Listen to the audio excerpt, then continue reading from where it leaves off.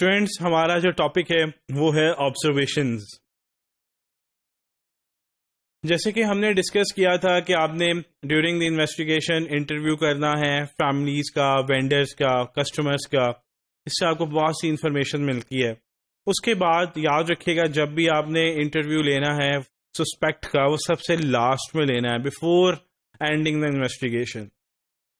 جب آپ اس کی انٹرویو کر رہے ہوں گے, اس سے کوشچنس پوچھ رہے ہوں گے, تو جو آپ کی آبزرویشن ہے نا, اورل آبزرویشن, کہ وہ جواب کیسے دے رہا ہے, کن سوالوں کے جواب وہ سوچ کے دے رہا ہے, یہ بہت امپورٹنٹ میٹر ہے آپ کے لیے کہ آپ وہاں سے کچھ ایویلیویٹ کر سکیں.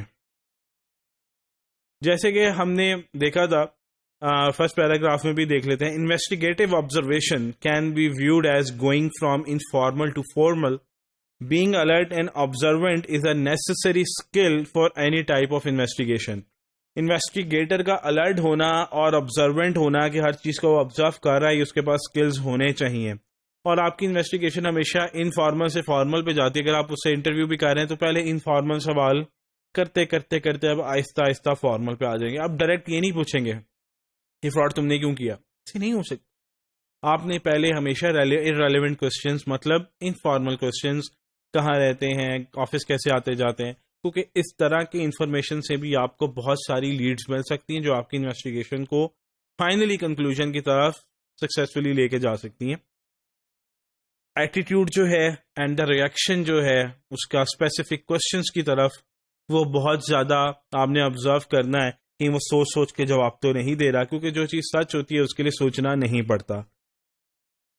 پھر اس کے بعد اس نے جو ریلیشن شپس کے بارے میں بتایا, اپنے سبجیکٹ کے ریلیشن شپس, پرپیٹریٹر کے, فراسٹر کے ریلیشن شپس کیسے ہیں لوگوں کے ساتھ, اور جو آپ پہلے وینڈرز کسٹمرز کے ساتھ آپ ڈسکشن کر چکے ہوں گے اسٹیج پہ, تو آپ اس کو لنک کر سکتے. ہو سکتا ہے آپ کو ایک نئی لیڈ مل جائے, کیونکہ ہمیشہ کنورسیشن سے ہی آپ کو ٹپس ملیں گی جس کے بعد آپ اپنا اس لیٹیگیشن کو سکسیسفلی سالو کر پائیں گے. اس کے ساتھ ساتھ آپ نے اگر آپ انٹرویو لے رہے ہیں اس کو آفس میں لے رہے ہیں یا گھر میں لے رہے ہیں, کوشش کریں کہ انٹرویو اس کے گھر یا آفس میں لیں, کیونکہ ابھی تک صرف وہ سسپیکٹ ہے, ابھی وہ ایلیگیشن ثابت نہیں, وہ آپ ثابت کرنے کی کوشش کر رہے ہیں. تو آپ اگر اس کے آفس یا گھر میں انٹرویو لے رہے ہیں تو کوشش کریں وہاں پہ آپ اس کی فوٹوز یا فرنیشنگز جو اس کے گھر میں ہیں اس کو نوٹ کریں. اور اس کے علاوہ آپ یہ بھی دیکھ سکتے ہیں جیسے کہ سیکنڈ پیراگراف میں لکھا ہوا ہے, if the interview is conducted in the home or offices, جو میں آپ کو بتا رہا تھا, of the subject during interviews of closely related individuals, تو اس سے آپ کو پازیٹیو لیڈز ملیں گی جو کہ آپ کو کیس کو سکسیسفلی سالو کرنے میں ہیلپ کریں گی.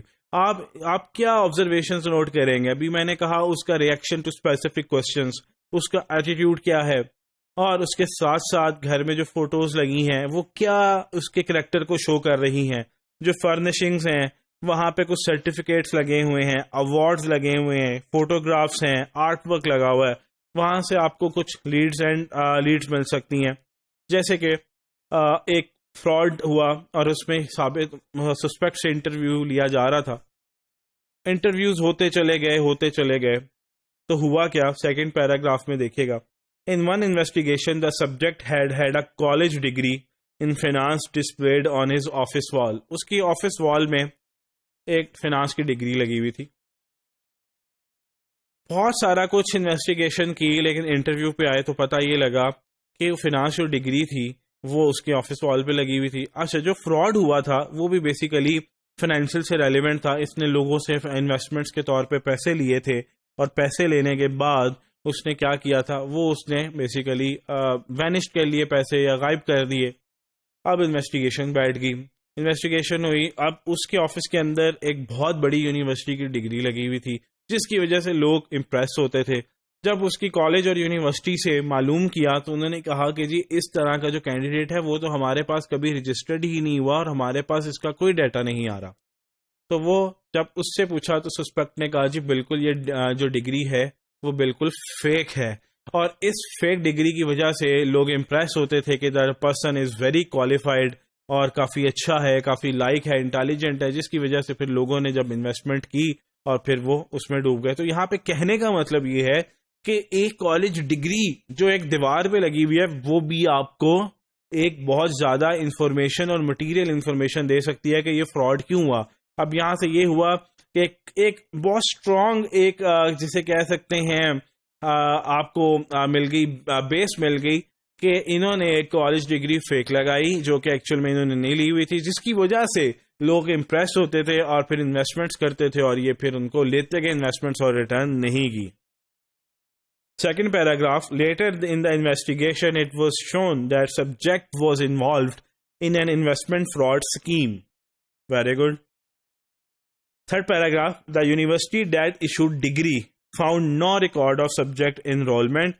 اور یہ جو فیک ڈگری وہ یوز کی جاتی تھی تاکہ لوگوں کا کانفیڈنس جو ہے وہ لیا جا سکے اور وہ پھر ان سے انویسٹمنٹ لی اور پھر وہ اس کی انہوں نے کرپشن کر لی, کھا لی انہوں نے وہ سارے کے سارے پیسے. سو آپ کو کہنے کا مطلب یہ ہے کہ ایک ڈاکومنٹ, ایک فوٹو, ایک سرٹیفکیٹ, ایک ڈگری, آرٹ ورک بھی آپ کی کیس کو سالو کرا سکتا ہے. سو آبزرویشن کا ہونا بہت ضروری ہے.